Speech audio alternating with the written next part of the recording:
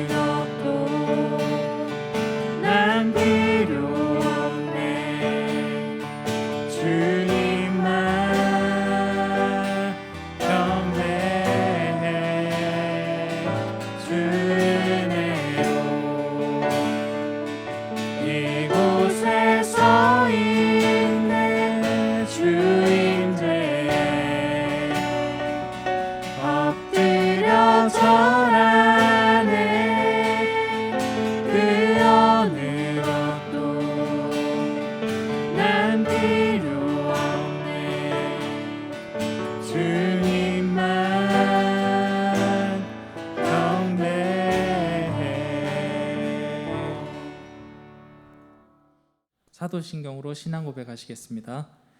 전능하사 천지를 만드신 하나님 아버지를 내가 믿사오며 그 외아들 우리 주 예수 그리스도를 믿사오니 이는 성령으로 잉태하사 동정녀 마리아에게 나시고 본디오 빌라도에게 고난을 받으사 십자가에 못 박혀 죽으시고 장사한 지 사흘 만에 죽은 자 가운데서 다시 살아나시며 하늘에 오르사 전능하신 하나님 편에 앉아 계시다가 저리로서 산 자와 죽은 자를 심판하러 오시리라.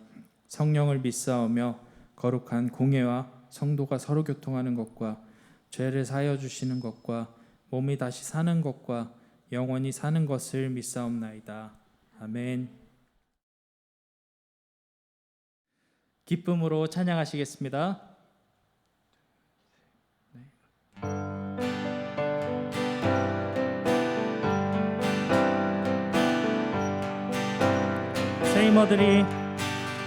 세이머들이 주를 바랄 때 우리 주를 바랄 때 세이머들이 주를 바랄 때 우리 주 주를 바랄 때 주님 통치하시네. 소망 구원 주시네.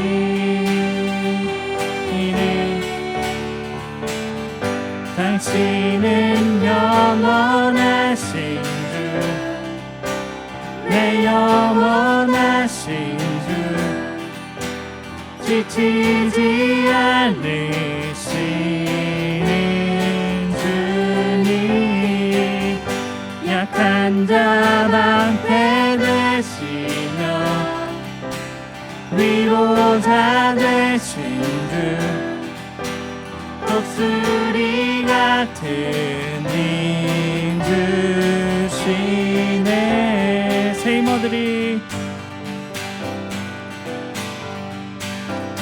새 힘어들이 주를 바랄 때, 주를 바랄 때, 우리 주를 바랄 때, 새 힘어들이 주를 바랄 때, 주를 바랄 때, 우리 주를 바랄 때, 주님 통치하시네. 소망 구원 주시네.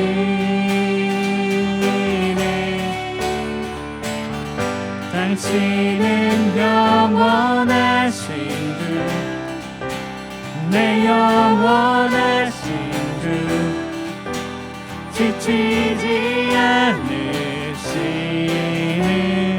주님.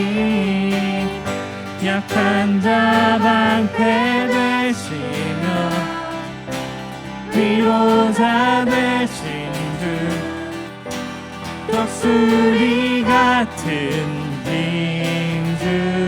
주시네. 당신은 영원하신 주, 내 영원하신 주, 지치지 않으시는 주님. 약한 자 방패 되시며 위로자 되신 주, 독수리 같은 힘 주시네. 주님 뜻대로 살기로 했네. 주님 뜻대로 살기로 했네. 주님 뜻대로 살기로 했네. 뒤돌아서지 않겠네. 다시 한번 뒤돌아서지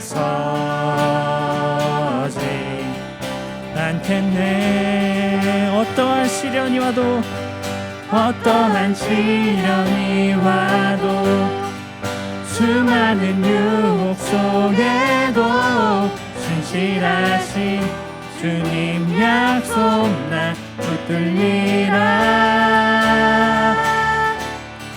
세상이 이해 못하고 우리를 조롱하여도 신실하신 주님 약속 나 붙들리라.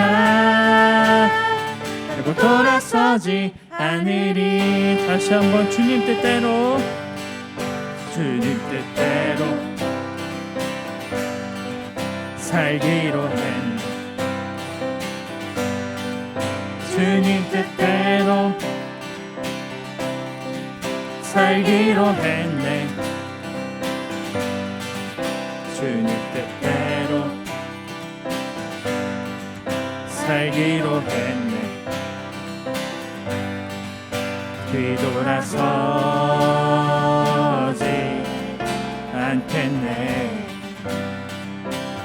뒤돌아서지 않겠네.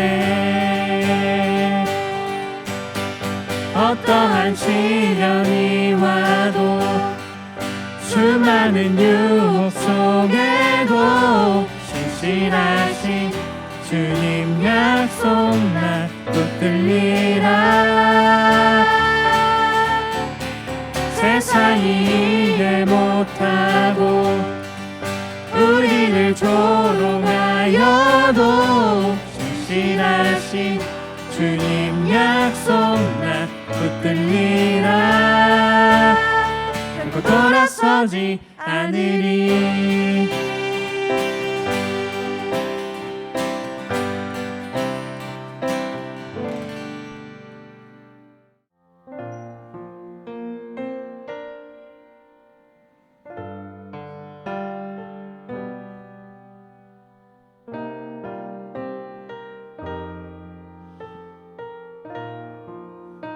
아무것도 두려워 말라. 아무것도 두려워 말라. 주 나의 하나님이 지켜주시네. 놀라지 마라. 겁내지 마라. 주님 나를 지켜주시네. 다시 한번 아무것도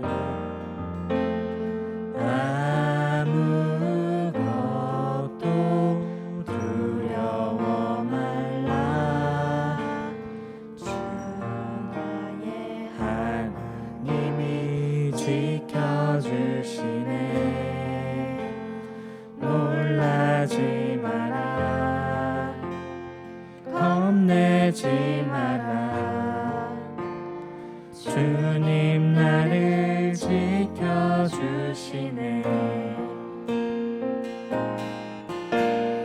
내 맘이 힘에 겨워 지칠지라도 주님 나를 지켜주시네.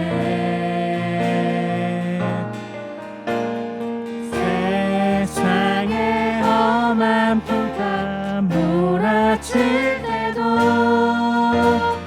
주님 나를 지켜주시네.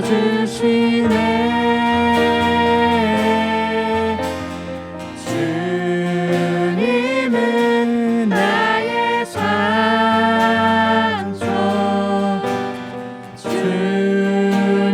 주님은 나의 요새.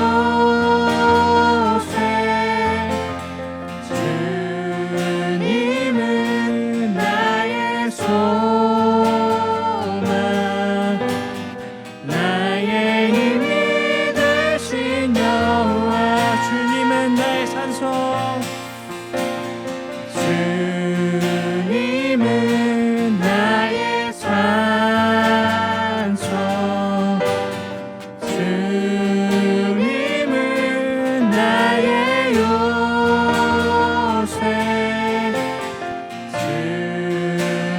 주님은 나의 소망.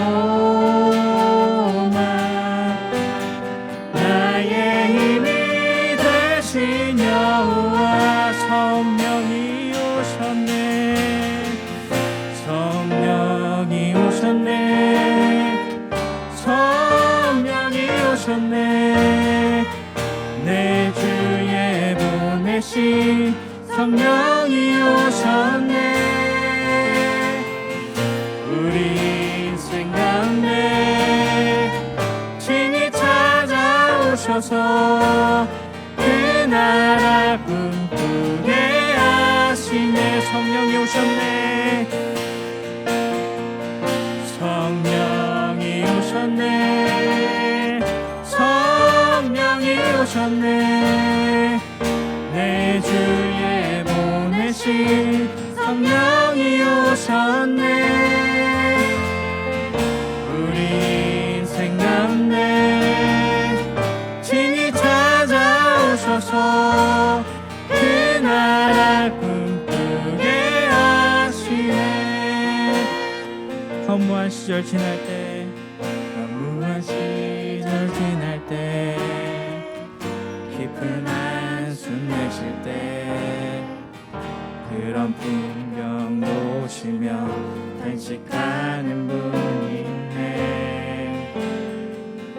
고와 같이 너희를 버려두지 않으리.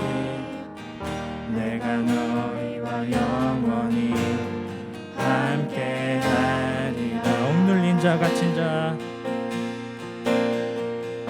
억눌린 자 갇힌 자, 자유함이 없는 자, 피난처가 되시는 성령님 계시네. 주의 영이 계신 곳에 참 자유가 있다네. 진리의 영이신 성령이 오셨네.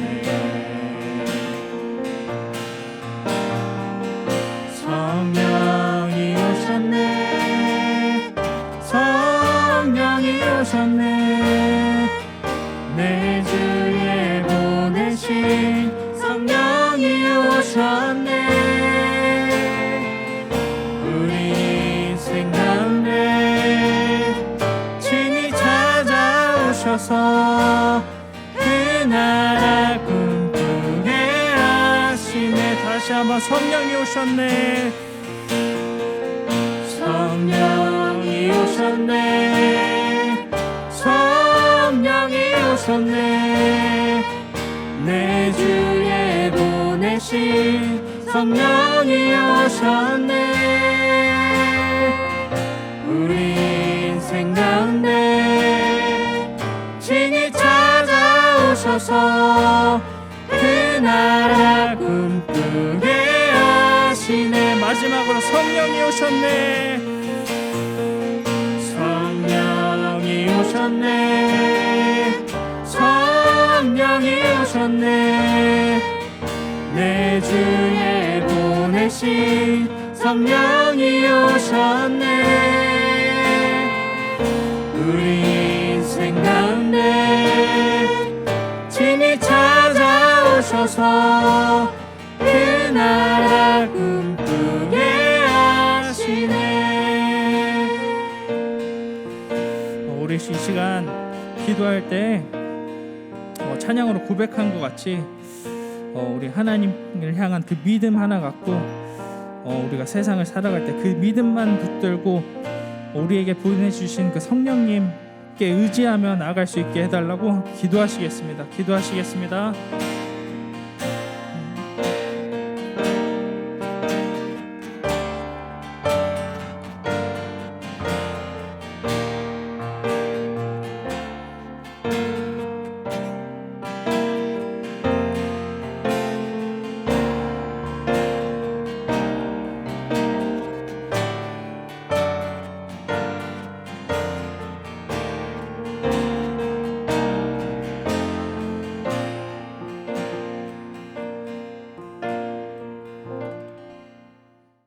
사랑이 많으신 하나님, 오늘도 이렇게 각자의 자리에서 하나님께 예배드릴 수 있게 해주심에 감사드립니다.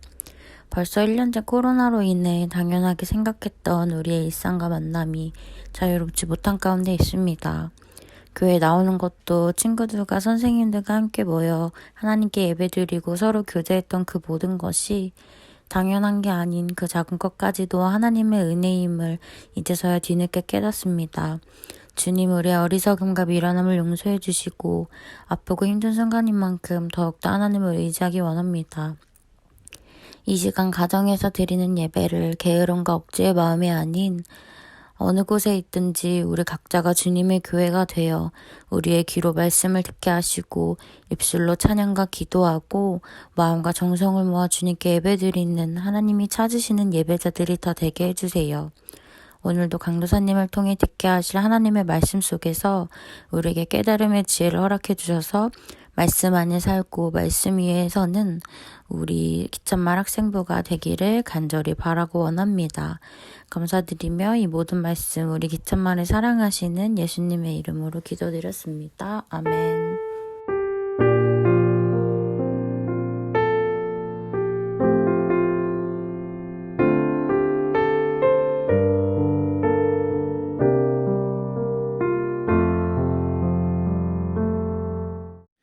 시간 서로를 축복하는 시간을 갖겠습니다.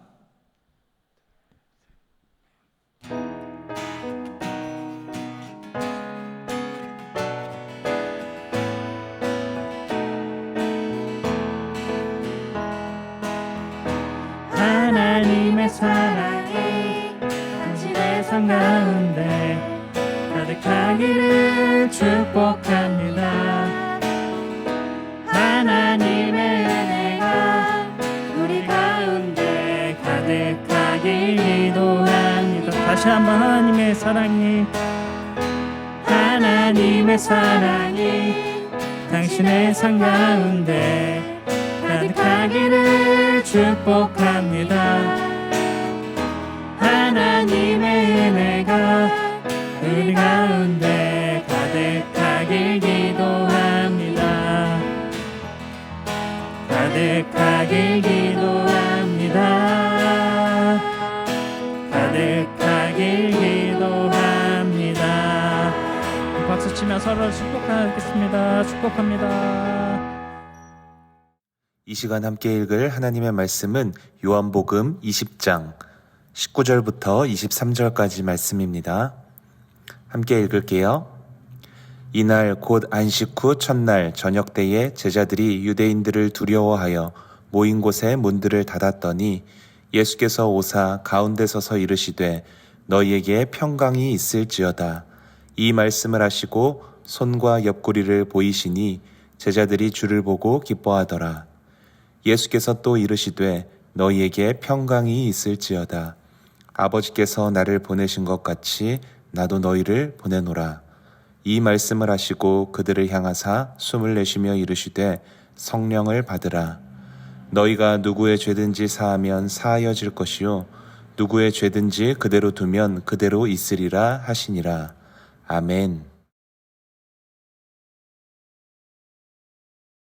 여러분, 오늘 설교의 제목을 강독사님이 뭐로 정했는지 알아요? I'll be back이라고 정했어요. 여러분, 혹시 이 영어로 된 이 문장 어디서 많이 들어보시지 않았나요?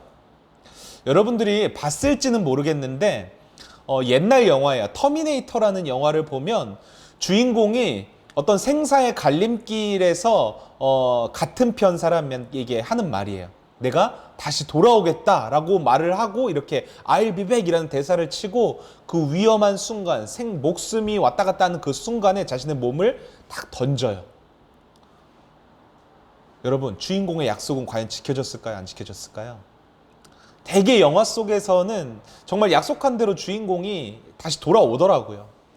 그래서 그런지는 몰라도 이 I'll be back, 내가 다시 돌아오겠다라는 이 대사가 나올 때마다 영화 속에 있는 등장인물들은 어떤 희망을 갖게 되는 것 같아요. 뿐만 아니라 이 영화를 보는 관객들도 이제는 뭔가 이 대사가 딱 들려오면 뭔가 극적인 반전이 이루어지겠구나, 주인공이 다시 돌아와서 무언가를 이루어내겠구나라는 기대감을 갖게 되는 거죠. 그래서 그 다시 돌아온 주인공으로 인해서 어떻게 돼요? 굉장히 놀라운 경험을 하게 돼요. 많은 사람들이, 같은 편 사람들이. 그래서 이전과는 전혀 다른 삶을 앞으로는, 주인공이 돌아온 다음엔 앞으로는 전혀 다른 삶을 새롭게 살아간다는 그런 스토리로 영화가 이렇게 흘러가게 되는 거예요. 그래서 여러분, 저는 이 I'll be back 이라는 말을 들으면 지금도 뭔가 극적인 반전, 그리고 뭔가 예전과는 다른 새로운 변화, 뭐 이런 것들을 생각하게 돼요. 그래서 제가 오늘 말씀을 I'll be back 이라고 정했던 거예요. 그런데 여러분, 성경에서도 내가 반드시 돌아오겠다 이 대사를 하신 분이 있어요. 누군지 알아요? 예수님이에요. 예수님은 십자가에서 죽으시기 전에 3년간 공생애를 살면서 예수님을 따르는 사람들과 제자들에게 수없이 예수님이 십자가에서 죽으실 것에 대해서 이야기를 하셨어요. 십자가에서 죽으실 것에 대해서 이야기를 하셨을 뿐만 아니라 내가 다시 돌아오겠다라고도 말씀을 하셨어요. 이 약속을 하신 거예요. 물론 그 예수님의 말씀을 들을 때의 제자들은 그 예수님의 말씀을 다 이해는 하지 못했어요. 예수님이 갑자기 왜 멀쩡하게 우리랑 같이 잘 살아 계시다가 죽는다고 하시는 거지? 십자가에 죽는다는 말이 무슨 말이지? 왜 다시 돌아온다는 말이지? 이해하지 못했다는 거예요. 그런데 여러분, 정말로 예수님이 말씀하신 대로 제자들이 충격적인 경험을 하게 되었어요. 아주 오랜 시간에 걸쳐서 일어난 일도 아니었어요. 평소와 똑같은 한 주를 보내고 주말을 보내고 있는 제자들에게 엄청난 일이 일어나게 된 거죠. 예수님이 과거에 말씀하셨던 그 약속이 그대로 이루어진 거예요. 그러니까 자신들이 평생을 믿고 이분이라면 내 인생을 걸어도 좋겠다라고 믿었던 그 예수님이, 이스라엘의 회복을 가져다 줄 거라고 믿었던 예수님이 십자가에서 달려서 죽으시는 일이 일어난 거예요. 믿겨지지가 않는 충격적인 일을 주말 사이에 겪게 된 거죠, 제자들은. 제자들은 이러한 절망적인 상황 속에서 자신들도 예수님처럼 잡혀서 죽으면 어쩌지? 이런 걱정과 두려움에 떨면서 숨어서 지낼 수밖에 없었어요. 그렇게 예수님이 금요일에 이제 죽으셨죠? 금요일에 죽으신 이후부터 3일 동안을 절망 속에서 이들은 살아갈 수밖에 없었어요. 이 3일이 아마 이 제자들에게 있어서는 전 인생을 통틀어서 가장 힘들고 답답한 순간이지 않았을까 조심스럽게 추측해봐요. 그런데 여러분, 이 3일째 되는 날부터 제자들에게 이상한 조짐이 보이기 시작하는 거예요. 막 들려오기 시작하는 거예요. 그러니까 안식 후 첫날에 이제 주일이죠. 금요일날 돌아가셨고 토요일, 주일 이제 안식 후 첫날에 새벽에 예수님의 장례를 준비하러 나갔던 여인들에게 이상한 소리가 들려와요. 다시 살아내신 예수님을 보았다고. 무덤이 비어 있었다고. 그리고 그 이야기를 들은 베드로와 요한도 예수님의 무덤으로 찾아가죠. 그런데 베드로와 요한도 똑같은 말을 하는 거예요. 무덤이 비어 있었다. 하지만 제자들은 그 사실을 들려오는 그대로 다 믿을 수가 없었어요. 여전히 마음속에는 두려움으로 가득 차 있을 수밖에 없었어요. 그래서 여러분 어떻게 했냐면, 함께 그들이 모여 있었는데 숨어서 지내는 그곳의 문도 완전히 다 걸어 잠궈 놓고 있었어요. 아무도 그 공간 안에 들어오지 못하게 스스로를 보호하고 있었던 거예요. 오직 절망과 두려움과 불신만이 그 제자들이 있었던 공간을 가득 채워놓고 있었어요. 그런데 여러분, 그렇게 단절되어 있었던 그 제자들의 공간 한가운데 누가 나타나셨냐면 부활하신 예수님께서 나타나셨어요. 여러분, 제자들이 있는 곳에 예수님이 나타나셨다라는 이 성경의 기록을 보면요, 굳이 문을 굳게 닫았다라는 표현을 사용하고 있어요. 뭔가 의도하는 게 있다라는 거겠죠. 뭘 의도하면서 굳게 닫힌 문에 대해서 언급했을까요? 그것은 이 제자들의 한가운데 예수님이 나타나신 것이 굉장히 일상적이고 평범한 사건이 아니라 엄청나게 놀라운 기적이라는 것을 강조하고 싶었던 거예요. 절망의 구렁텅이에 빠져있던 제자들의 그 삶 한가운데에 시간과 공간을 초월하시며, 그리고 또 십자가에 죽으셨던 그 죽음마저도 초월하시면서 누가 오셨어요? 예수님, 부활하신 예수님이 오셨다는 거죠. 여러분, 우리도 이 세상에서 살다 보면 절망의 구렁텅이에 빠진 것과 같은 순간이 찾아올 때가 있어요. 아니, 어떻게 보면 이 세상에서 살아간다는 것 자체가 우리에게는 절망일 수도 있겠네요. 자라나는 새싹 같은 우리 청소년들에게 너무 못할 소리 같아 보이지만 여러분, 현실이 그래요. 여러분, 한 사람이 어머니의 모태로부터 나와서 이 세상에서 살아간다는 것 자체가, 그러니까 우리의 인생 자체가 절망이고 허무이고 고통과 아픔이 가득하다는 것을 말하고 있는 거예요. 그런데 여러분, 예수 믿는 사람들은요, 세상이 이렇게 절망적인 분명한 이유를 알고 있어야만 해요. 여러분, 사람들이 막 언론이나 매체에서 그렇게 얘기한 헬조선 막 이런 얘기 들어봤죠? 헬조선 하면서 우리나라의 뭔가 구조적인 문제나 아니면 사회 계층 간의 갈등이나 아니면 어떤 경제적인 문제, 문화적인 문제를 막 이렇게 끄집어내서 도저히, 그래서 모든 걸 종합해 봤을 때 우리가 살아가는 이 세상은 살 수 없는 세상이다, 힘든 세상이다 라고 주장해요. 그런데 여러분, 예수 믿는 사람은요, 다른 시각으로 접근해야 돼요. 이 세상은 그런 이유 때문에 힘든 게 아니에요. 본질적으로 이 세상이 힘든 이유가 뭐냐면요. 이 세상과 우리 사람들의 인생 가운데 죄가 들어왔기 때문이에요. 죄. 그 죄가 이 세상과 사람을 지배하고 있기 때문에 우리 인생이 그렇게 힘든 거예요. 죄 때문에 우리가 살고 있는 이 세상은 여러분 절망적일 수밖에 없어요. 모든 사람이 죄의 노예가 되어서 끊임없이 죄짓고 그 죄가 주는 형벌과 고통 속에서 헤어나오지를 못해요. 늘 불안하고 외롭고 아프고 힘들어요. 여러분들도 문득 아니 자주 그런 마음이 들지 않아요? 앞으로 내가 살아가야 할 인생을 한번 생각해 봤을 때 내 미래와 진로를 생각할 때마다 여러분들은 어떤 마음이 들어요? 막 밝고 희망찬 미래가 막 그려져서 막 희망이 솟구쳐 오르나요? 그렇지 않죠? 여러분 진로와 미래를 생각할 때 막 불안하잖아요. 막막하고 절망적이고 어떻게 이 인생을 헤쳐가야 하는지 답을 내릴 수가 없잖아요. 이유가 뭐라고요? 우리 안에 있는 죄 때문에. 이 세상을 지배하고 있는 죄 때문이에요. 여러분 제자들도 오늘 말씀의 제자들도 그런 상황 가운데 놓여 있었어요. 문을 걸어 잠그고 이 절망적인 세상에서 조금이라도 안전하게 스스로를 보호하고 싶었어요. 그런데 그런 제자들의 한가운데 시간과 공간과 죽음을 통과해서 부활하신 예수님이 오셨다고요.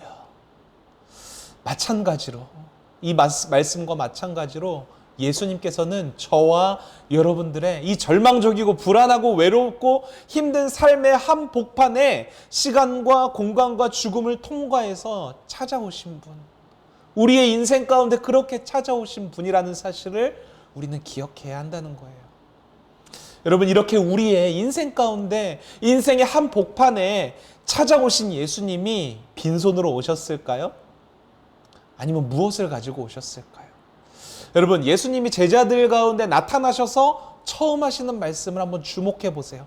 본문 19절 말씀이에요. 우리 같이 한번 읽어볼게요. 시작. 이날 곧 안식 후 첫날 저녁 때에 제자들이 유대인들을 두려워하여 모인 곳의 문을 닫았더니 예수께서 오사 가운데 서서 이르시되 너희에게 평강이 있을지어다.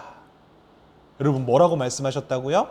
너희에게 평강이 있을지어다. 절망 속에 있었던 제자들의 삶 가운데 예수님이 뭘 가져오셨어요? 평강이요, 평강. 부활하신 예수님은요, 죄 때문에 이 세상에서 절망하고 외로워하고 두려워하고 막막해하고 아파하는 우리의 삶의 한가운데 평강을 가지고 오신 분이세요. 어떻게 그렇게 평강을 우리에게 주실 수 있을까요? 십자가에서 예수님이 우리의 모든 죄값을 대신 치러주셨거든요. 뿐만 아니라 그 십자가에서 죽으셨고 부활하셨거든요. 여러분 부활이 우리에게 무엇을 가져다 준다고 했죠?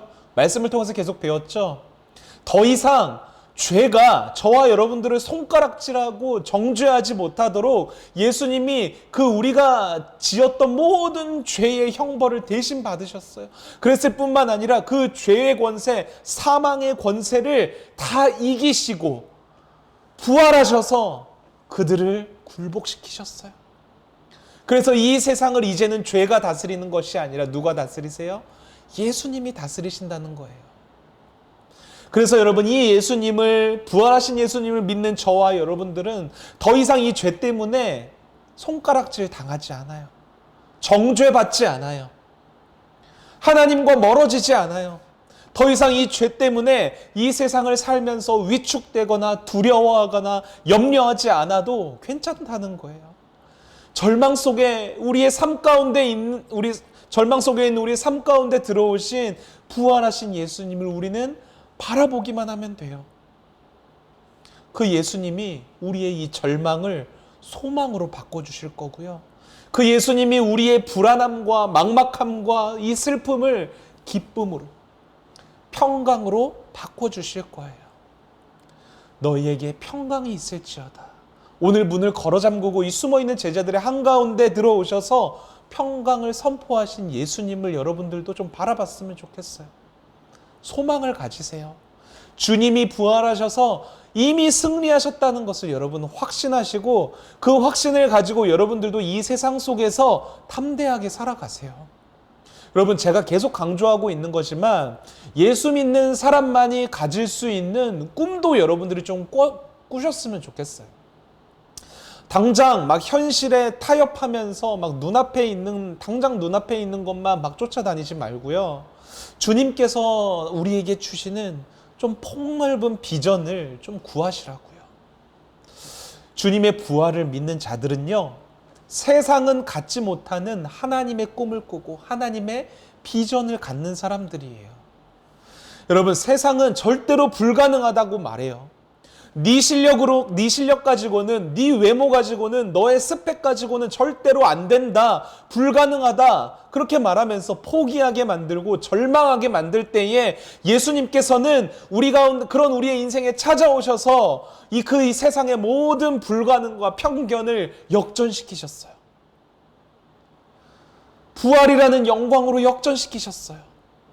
그래서 이 부활을 믿는 자들에게까지 그 역전의 영광을, 평강을 가져다 주셨어요. 여러분, 간절히 바라기는 우리 기찬말 모든 친구들은 세상에서 좀 쫄지 않았으면 좋겠어요. 나는 뭐가 부족하고 나는 뭐가 안 되고 나는 뭐가 없으니까 못해, 불가능해, 이러지 말고요. 먼저 여러분, 하나님이 주신 꿈과 비전을 좀 구하세요. 그게 무엇이 되었던 내가 이룰 수 없는 굉장히 먼 미래이고 너무나 큰 꿈이더라도 상관없어요, 여러분. 믿음으로 구하고 찾고 두드리는 자에게 하나님께서는 반드시 네가 얻을 것이고 발견하게 될 것이고 소유하게 될 것이다 말씀하셨어요. 이 믿음을 가지고 부활하신 주님이 가져다 주신 기적과 같은 평강을 여러분 매 순간 삶 가운데서 누리는 여러분들이 되었으면 좋겠어요. 여러분, 이 I'll be back이라는 대사를 외치고 절망이라는 인생의 한가운데 있는 제자들 가운데 예수님께서 찾아오셔서 또 무엇을 가지고 오셨을까요? 본문 20절과 21절을 우리 함께 한번 읽어볼게요. 시작. 이 말씀을 하시고 손과 옆구리를 보시니 제자들이 주를 보고 기뻐하더라. 예수께서 또 이르시되 너희에게 평강이 있을지어다. 아버지께서 나를 보내신 것과 같이 나도 너희를 보내노라. 예수님이 나타나셨을 때에 제자들은 그 믿을 수 없는 기적과 같은 광경을 보면서 여러분 어땠을까요? 굉장히 혼란스러웠을 거예요. 저게 귀신인가 아니면 누가 분장을 해서 나타난 건가? 분별할 수도 없는 당황스러운 그 순간에 예수님이 먼저 뭐를 보여주세요? 손과 옆구리를 보여주세요. 무슨 말이에요? 손에는 뭐가 있어요? 예수님이 못 박히신 그 구멍이 있는 거예요. 옆구리에는 예수님이 십자가에서 창에 찔린 그 창자국이 있어요. 그 모습을 보여주는 거예요. 내가 예수이다. 그제서야 제자들이 예수님인 줄 알아채고는 기뻐하기 시작합니다. 우리 주님이 정말로 부활하셔서 우리에게 오셨구나. 우리에게 예전에 하셨던 내가 반드시 다시 돌아올 거야, I will be back 말씀하셨던 그 약속을 지키셨구나. 절망이 소망으로, 슬픔이 기쁨으로 이제 역전되기 시작하는 것이죠. 여러분, 그런 제자들에게 또다시 너희들에게 평강이 있을지어다 말씀하시고 난 후에 한 가지 위대한 사명을 제자들에게 주고 계세요. 어떤 사명이죠? 아버지께서 나를 보내신 것과 같이 나도 너희들을 보내노라. 여러분, 요한복음의 말씀을 자세히 한번 쭉 살펴보면요, 예수님께서 부활하시기 이전에도 여러 번 제자들에게 말씀하셨어요. 하나님이 나를 보내셨다. 하나님이 나를 이 땅에 보내셨다. 이렇게 말씀하셨어요. 그런데 하나님이 나를 이 세상에 보낸 것과 같이 예수님 또한 제자들을 보내신다고 말씀을 하고 계시는 거예요. 여러분, 오늘 본문에서 예수님이 말씀하시는 이 보낸다라는 단어는 라틴어로 뭐라고 말하냐면은 미시오라고 읽어요. 미시오. 어떤 단어가 떠오르죠? 영어로? 미션이라는 단어가 떠오르죠. 그죠? 미션이라는 단어. 그러니까 사명이라는 거예요. 사명. 보낸다라는 말은 사명을 말하는 거예요. 마태복음에 보면 예수님이 이제 하늘로 승천하시기 직전에 제자들에게 위대한 사명을 주고 계시는데요. 그걸 이렇게 설명하고 계세요. 마태복음 28장 19절과 20절 말씀이에요. 우리 이것도 한 목소리로 함께 읽어볼게요. 시작. 그러므로 너희는 가서 모든 민족을 제자로 삼아 아버지와 아들과 성령의 이름으로 세례를 베풀고 내가 너희에게 분부한 모든 것을 가르쳐 지키게 하라. 볼지어다 내가 세상 끝날까지 너희와 항상 함께 있으리라 하시니라. 제자들의 사명, 아니 부활하신 예수님을 믿는 저와 여러분들의 사명이 뭐라고요? 모든 민족을 제자로 삼고 세례를 베풀고 말씀을 가르쳐 지키게 하는 거예요. 한마디로 말해서 복음으로 모든 사람들을 제자 삼는 것, 제자로 만드는 것. 그게 우리의 사명이라는 거예요. 여러분, 사명하니까 좀 여러분들이 이 사명이라는 말을 오해하고 있는 게 있을 텐데요. 대부분 많은 사람들이 사명이라고 하면은 어떤 특정한 사람들에게만 주어진, 그리고 그 사람들도 뭐 지켜도 되고 안 지켜도 되는 걸로 생각하는 경향이 있는 것 같아요. 그런데 여러분, 사명은요, 예수 그리스도를 믿는 모든 사람들에게 주어진 거예요. 어떤 특별한 저와 같이 목회자로 부름받은 사람들한테만 준 게 사명이 아니고요. 예수 그리스도를 믿는 모든 사람들, 오늘도 예수님께서 제자들에게 말씀하시잖아요. 그리스도를 믿는 모든 사람들에게 주어진 게 사명이고요. 그리고 이 사명은 지켜도 되고 안 지켜도 되는 게 아니에요. 사명은 우리가 살아가는 이유이고 살아가는 목적이 된다는 사실을 기억해야 돼요. 특히 여러분, 성경에서 보면요, 하나님께 쓰임받은 사명자들은 그 사명을 다하게 되면, 아니면 혹은 그 사명을 다하지 못했을 때, 완수하지 못했을 때, 엉뚱한 길로 갔을 때 어떻게 하시냐면요, 하나님이 생명을 거두어 가버리세요. 그러니까 사명은 그만큼 우리가 반드시 붙들어야 하고 지켜야만 하는 인생의 가장 큰 지향점과도 같다라는 거를 말하고 있는 거예요. 우리가 이 하나님이 주신 사명을 붙들고 지킬 때에 어떻게 되냐면 하나님이 영광 받으시는 거예요. 여러분, 우리는 착각하면 안 돼요. 우리가 어떤 좋은 선행을 해서, 아니면 교회에 헌금을 많이 한다고 해서, 아니면 봉사활동을 많이 한다고 해서 하나님이 영광 받으시는 게 아니고요. 하나님이 우리에게 주신 사명이 있는데 그 사명을 잘 감당해 낼 때에 하나님은 영광 받으시는 거예요. 그리고 이렇게 하나님께 영광을 올려드리는 것이 모든 인생의 가장 첫째 되는 계명이라고 웨스트민스터 소요리 문답에서도, 신앙고백서에서도 분명히 말하고 있어요. 다시 말해서 여러분들이 지금 열심히 공부하고 있는 것도, 꿈을 쫓아가고 있는 것도, 비전을 갖는 것도 결국엔 모두 다 하나님께서 주신 사명, 복음으로 모든 사람을 제자 삼는 것을 위한 일이라는 것을 여러분들 명심해야 한다는 거예요. 그래서 여러분, 따지고 보면 공부 열심히 하는 것도 하나님께 영광이 되는 거예요. 하나님께 영광 올려드리는 게 우리가 공부 열심히 하는 거일 수도 있다니까요. 열심히 공부해서 원하는 목표를 이루고 그 자리에서 하나님의 사명을 감당한다면, 복음을 위한 일을 해낸다면 그것이 바로 하나님께는 영광이 되는 일이겠죠. 꿈도 마찬가지예요. 크리스찬들은 여러분, 꿈을 가져도 세상 사람들처럼 막 돈 많이 벌고 유명해지고 명예와 권력을 얻는 게 목적이 되어서는 안 돼요. 내가 갖는 이 꿈을 통해서 하나님께 영광을 올려드릴 수 있는가? 내가 꿈꾸는 이 비전을 통해서 복음이 사람들에게 전해지는 통로가 되어질 수 있는가? 이것이 목적이 되어야 한다는 거예요. 쉽게 말해서 우리가 살아가는 이 모든 인생의 방향성이 하나님의 사명, 미션과 함께 가야 한다는 거죠. 여러분, 오늘 말씀의 제자들과 저와 여러분들에게 주신 이 복음 전파의 사명은요, 하나님의 꿈이에요. 하나님의 꿈. 하나님의 꿈은 여러분 이루어질까요? 안 이루어질까요? 당연히 이루어질 거예요. 지금은 우리가 현실을 봤을 때는 정말 하나님의 꿈이 이루어질까? 실패할지도 몰라. 어떻게 모든 사람을 제자로 삼을 수 있겠어? 어떻게 모든 민족에게 복음을 전할 수 있겠어? 그런데 여러분, 이 하나님의 꿈은 지금 이 순간에도 이루어지고 있어요. 어떻게 이루어지고 있는 줄 알아요? 세상적인 꿈이 아니라 하나님의 꿈을 꾸고 있는 한 사람 한 사람을 통해서 이루어져 가고 있어요. 여러분, 이런 찬양도 있잖아요. 하나님의 꿈이 나의 비전이 되고. 정말 복음을 위한 하나님의 꿈이 여러분들의 비전이 되잖아요. 그러면 여러분들이 꾸는 그 꿈은 더 이상 여러분들 스스로 애써서 노력하고 여러분들의 힘으로만 이루어야 하는 그런 불가능한 꿈이 아니에요. 여러분들의 꿈이 하나님의 꿈이기도 하다라는 말은 뭐냐면은 하나님이 여러분들이 꾸는 그 꿈을 이루시도록 도우시겠다라는 말과 같아요. 어떻게 도우시는 줄 알아요? 22절 말씀을 보세요.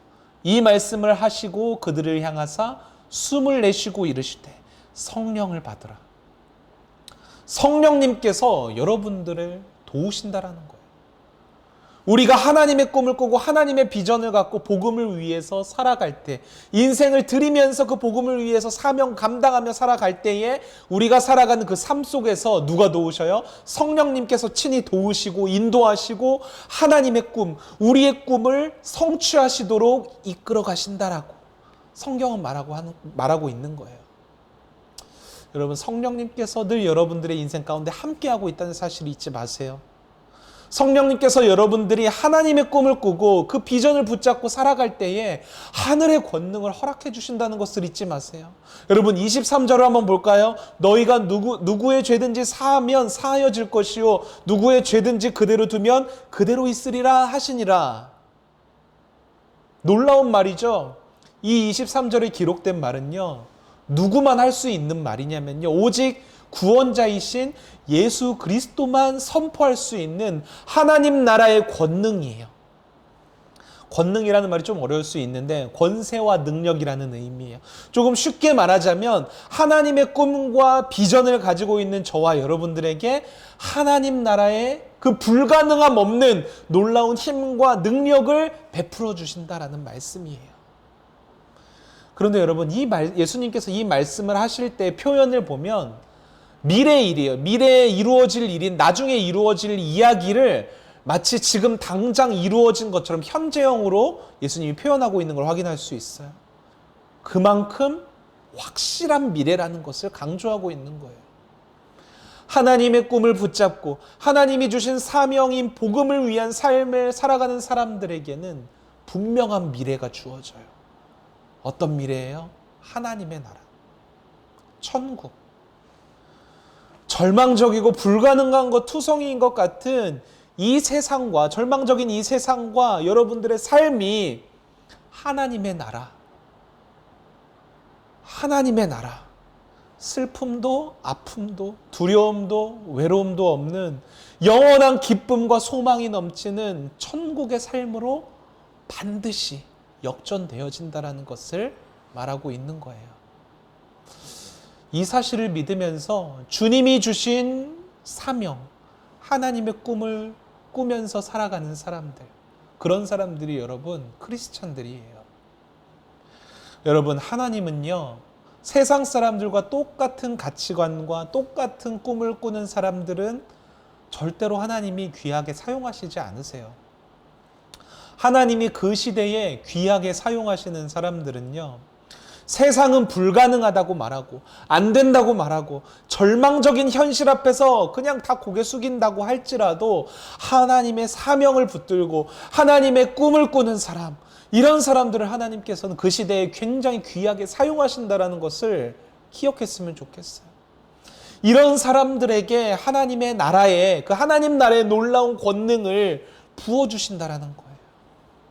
간절히 바라기는 여러분들이 이렇게 시대에 부름받는 귀한 청소년들이 좀 되었으면 좋겠어요.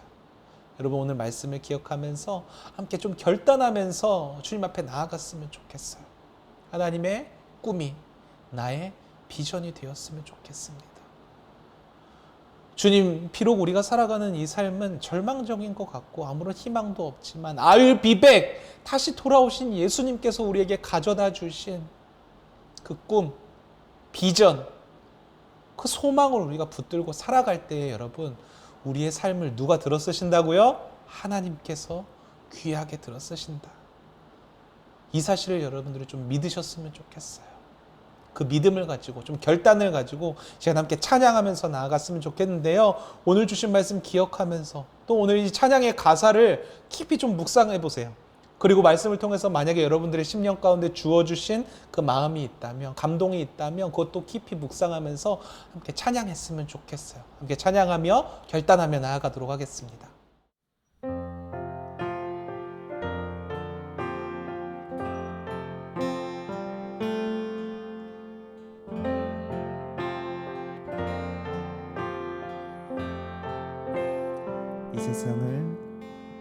이 세상을 살아가는 동안에 나의 힘을 의지할 수 없으니 기도하고 낙심하지 말 것을 주께서 참 소망이 되심이라. 주의 길을 걸어가는 동안에 세상에 곧 의지할 수 없으니 감사하고 낙심하지 말 것을 주께서 참 기쁨이 되심이라. 하나님의 꿈이 나의 비전이 되고 예수님의 성품이 나의 인격이 되고 성령님의 권능이 나의 능력이 되길 원하고 바라고 기도하니 하나님의 꿈이 나의 비전이 되고 예수님의 성품이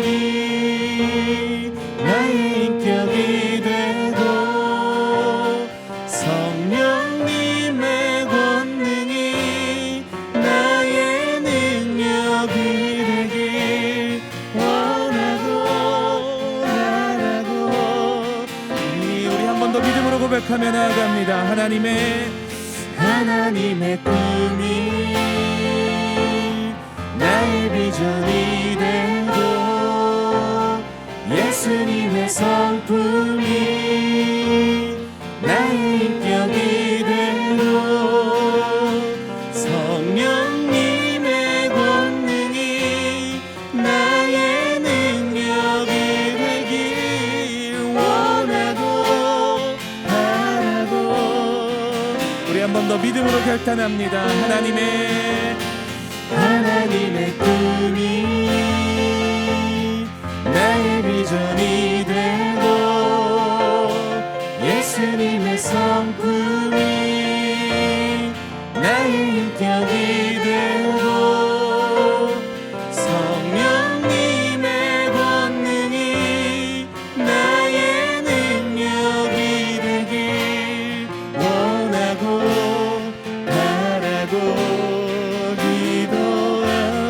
바라고 원하고 바라고 기도하니. 한 번 더 결단으로 원하고 바라고 기도합니다.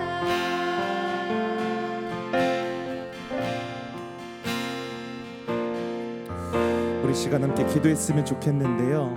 우리 또 말씀 들었던 거 여러분들 기억하시면서 예수 그리스도께서 우리 절망적인 인생의 한복판에 부활하신 예수 그리스도께서 오셨어요. 그분께서 평강을 가지고 오셨고 우리 가운데 함께 하신다고 말씀하셨고 우리의 인생을 승리의 길로 인도하신다고 말씀하셨어요. 이제 우리가 바라봐야 할 것은 이 세상이 아니라, 우리 앞에 놓인 그 절망적인 상황이 아니라 우리를 승리의 길로 이끌어 가실 예수 그리스도, 그 한 분만 우리가 소망하며 나아가길 원한다고 시간 여러분들의 고백으로 결단으로 기도했으면 좋겠고요. 또 한 가지 기도할 것은, 하나님, 내가 나의 꿈이 아닌 하나님의 꿈을 갖기를 소망합니다. 하나님의 꿈을 부어주시고 우리 찬양의 고백처럼 하나님의 꿈이 나의 비전이 될 수 있도록 주여 인도하여 주시옵소서. 시간 들은 말씀과 또 우리 고백한 찬양의 결단으로 주님 앞에 기도하며 나아가겠습니다. 기도하시겠습니다.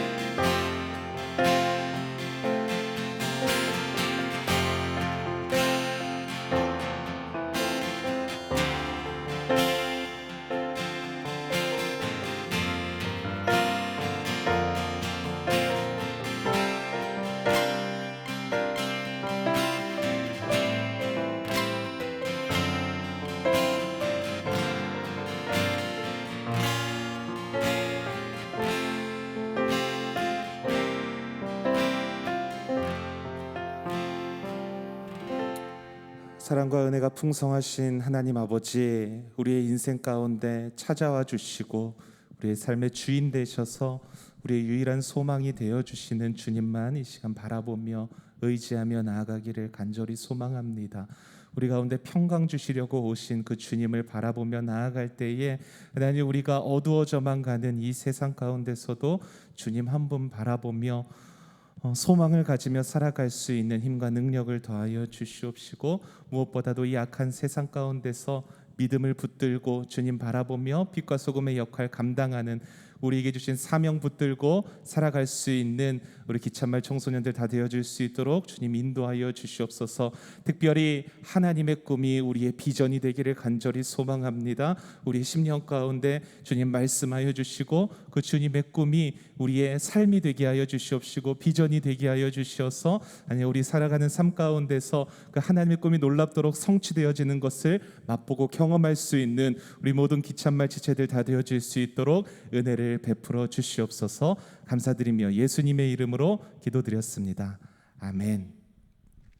우리 함께 찬양하면서 봉헌하도록 하겠습니다.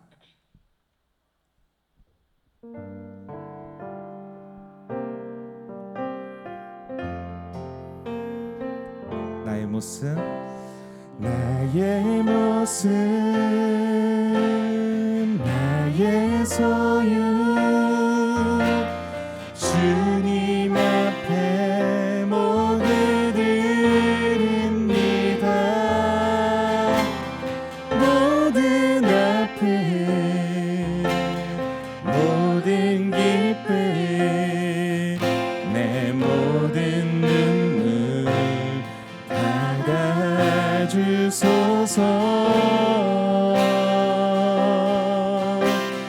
나의 생명을 드리니 주 영광 위하여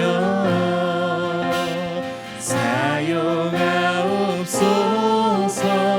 내가 사는 날 동안에 주를 찬양하며 기쁨의 제물 내리 나를 받아주소서.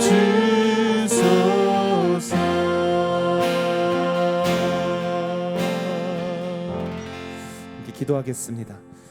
하나님 아버지 감사합니다. 이 시간 우리의 삶이 온전히 주인 되시는 주님만 바라보며 인정하며 또 우리에게 주신 모든 것들이 하나님께서 주신 것임을 인정하며 고백하는 마음으로 주님께 헌금을 드렸습니다.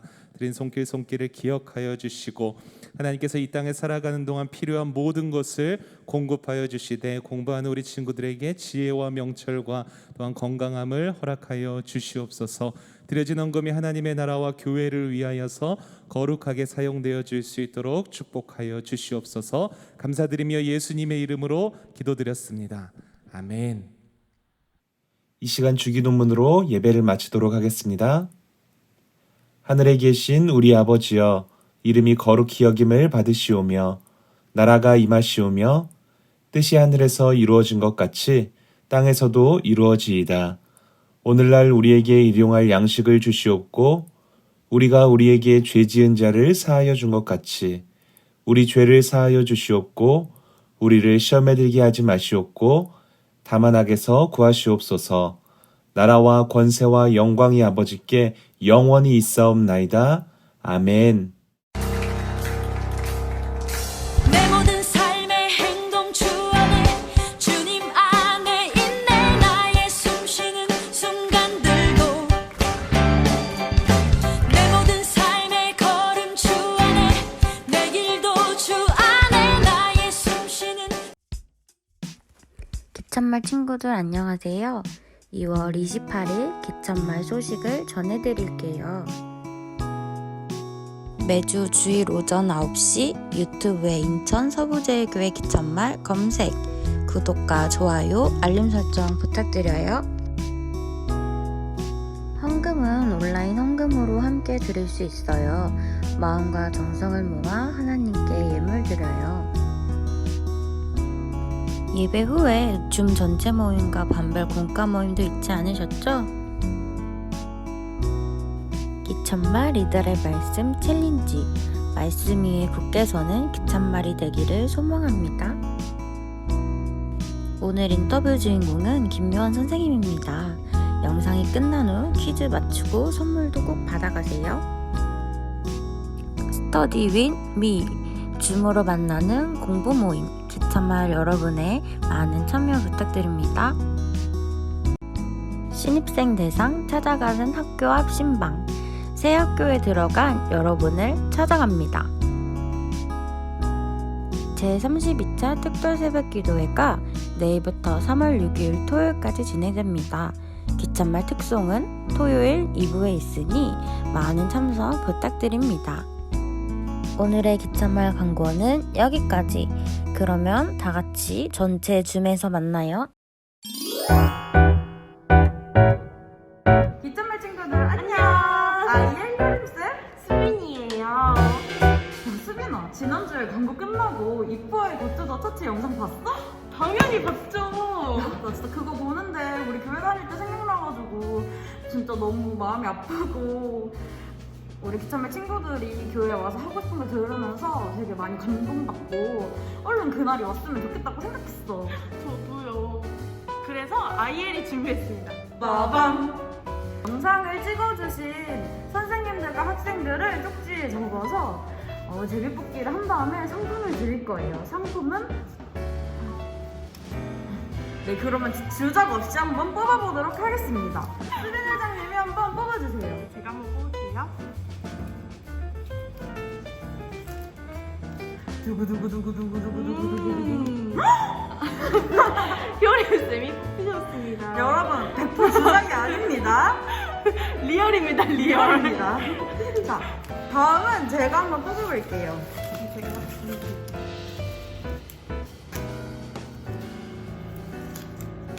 오! 예빈이가 뽑혔습니다. 축하합니다. 감사합니다. 마지막 하나는 수빈 회장님 뽑아주세요.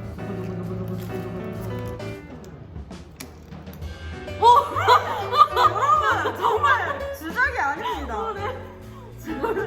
주작이 아닙니다. 자, 당첨되신 저와 수빈이와 예빈이에게 작은 선물을 보내드리도록 하겠습니다. 그럼 모두 안녕. 진짜 주작 아니잖아. 그런 의로운 깍두기가 좀 돼보면 어떨까? 그 중에서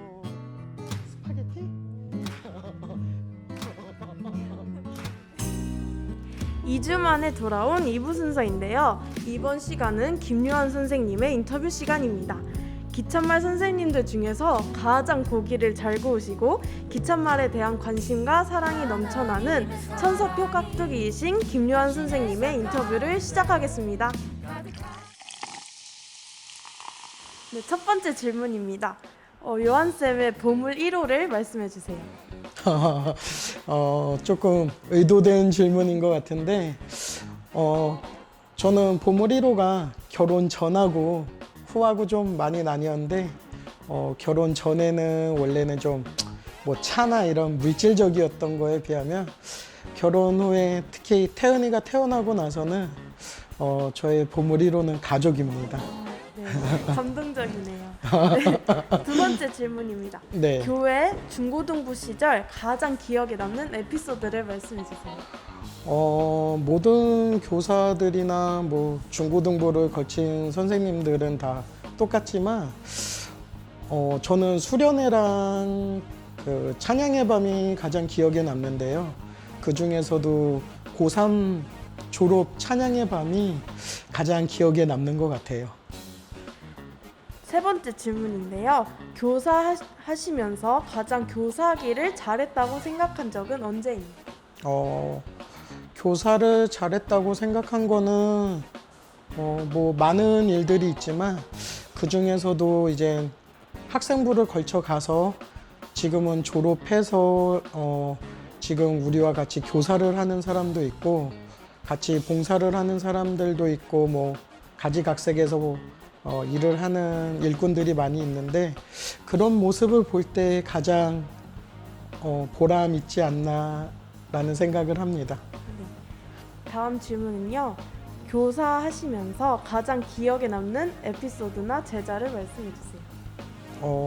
에피소드는 좀 많이 겹치는 것 같고요. 제자도 물론 많은 제자들이 기억에 남고 지금 우리 교회에 있지도 않은 제자들도 있지만 그 중에서 굳이 꼽으라면 지금 청년부에 있는 김지영 청년이 많이 기억에 남고 지금도 성장해가는 모습이나 청년으로서 고민하는 모습 보면 제일 기억에 남고 애틋한 제자인 것 같아요. 네. 그리고 정말 가장 궁금했던 천사표 깍두기의 의미를 말씀해 주세요. 천사표 깍두기요. 사실은 그게 조금 미성년자 불이기는 한데 철모를 시절에 선생님이 어렸을 때는 이제 약간 싸움 만화나 이런 게 되게 유행이었어요. 근데 그때 당시에 조금 뭐랄까 나쁜 깡패보다 세상에 좋은 깡패는 없을까 이런 생각을 하는 찰나에 같은 반 친구가 좀 싸움 잘하는 친구한테 당하고 있을 때 대신해서 싸워준 적이 있어요.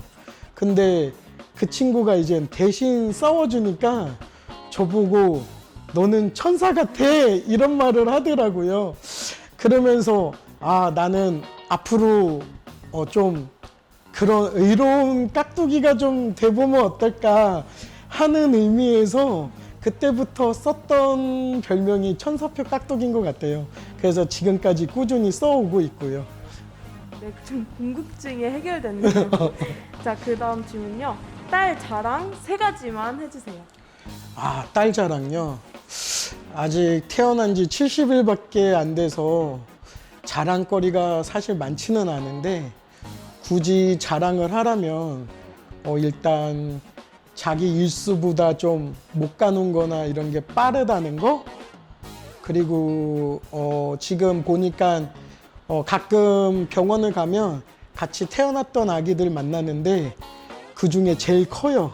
키도 크고 무게도 제일 많이 나가서 그거 하나랑 요즘에 옹알이를 시작했는데 그 모습이 너무 이뻐요. 그래서 그 정도? 네, 감사합니다. 그리고 요한쌤한테 가장 자신 있는 요리를 말씀해주세요. 요리요?